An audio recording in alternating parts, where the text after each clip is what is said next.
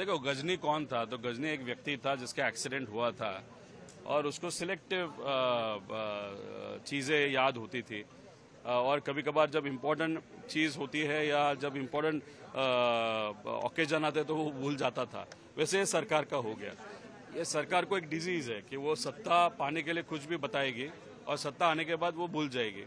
तो इसके लिए गजनी सरकार हमने बोला था इलेक्शन के वक्त, उन्होंने किसानों का कर्ज माफी हम करेंगे, किसानों को दिन में लाइट देंगे, फिर इंश्योरेंस के बारे में बताया था, लाड़किया बहन योजना में हम बढ़त करेंगे ऐसे उन्होंने कहा था। लेकिन इलेक्शन होने के बाद कोई भी इस विषय के बारे में बात नहीं कर रहा। कोई भी सरकार में जो नेता है इस बारे में कोई भी कॉन्क्रीट बात नहीं कर रहा और जो भी बता रहे तो योग्य टाइम पे हम करेंगे या हमने बताया ही नहीं था। इनके जो इलेक्शन का जो मैनिफेस्टो था उसमें भी ये चीजें लिखी थी, तभी वो भूल गए। आज किसान दिन है महाराष्ट्र में, तो थोड़ा सा सरकार को याद दिलाना चाहते हैं हम कि ये चीजें आप भूल गए जो आपने लोगों को बताई थी। एक नया बिल जो है वो पास किए जाने की बात कही जा रही है, जन सुरक्षा बिल। इसको लेकर लगातार विरोधक जो है वो अपोज कर रहे हैं। सत्ताधारी का ये कहना है कि ये अधिवेशन में इस पर बात की जाएगी और जल्दी इसे टेबल किया जाएगा।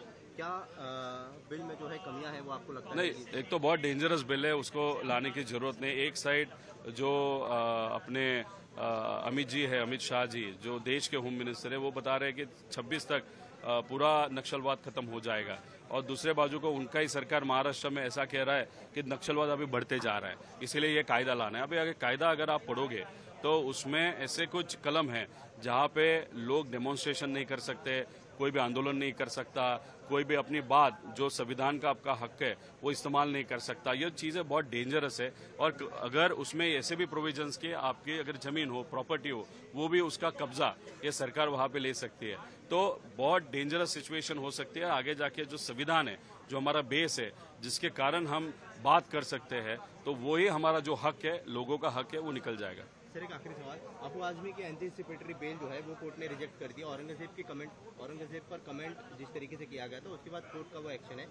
सरकार इस पर अभी तक सरकार का ये स्टैंड है कि इस पे जो है कानूनी कार्रवाई वो की जाएगी। आप कैसे देखते हैं उनके बयान को और कोर्ट के इस एक्शन? नहीं, कार्रवाई तो करनी पड़ेगी। अभी नेक्स्ट सेशन आ गया, लास्ट सेशन में उन्होंने कुछ कहा था, अभी तक कुछ भी नहीं हुआ। कोर्ट में विषय गया, कोर्ट ने भी शायद उनको बेल रिजेक्ट की जो है, तो सरकार ने इमीडिएटली उस पर कार्रवाई करनी चाहिए क्योंकि वो व्यक्ति ऐसे है कि आगे जाके और एक आध स्टेटमेंट वो कर लेंगे क्योंकि उनके लिए पूरा स्टेट, पूरा इंडिया सिर्फ उनका मतदार संघ है। मतदार संघ को देखते हुए उनका जो मतदान का इक्वेशन देखते हुए वो स्टेटमेंट देते जाते हैं और बहुत सारे स्टेटमेंट ऐसे होते हैं जो सरकार का एक आध व्यक्ति उनको फोन करके बताता है आज ये स्टेटमेंट करो, क्योंकि लोगों में विषय शिफ्ट होना चाहिए, ड्रिफ्ट होना चाहिए, ध्यान हटाना चाहिए, तो वो ऐसे आके सरकार का सुनते हुए कोई भी स्टेटमेंट दे देते हैं। इसलिए कार्रवाई होनी चाहिए। जो व्यक्ति इस तरीके का स्टेटमेंट देता है वो महाराष्ट्र में जो भी प्रतिनिधित्व करता है एमएलए, वो चीज योग्य नहीं है।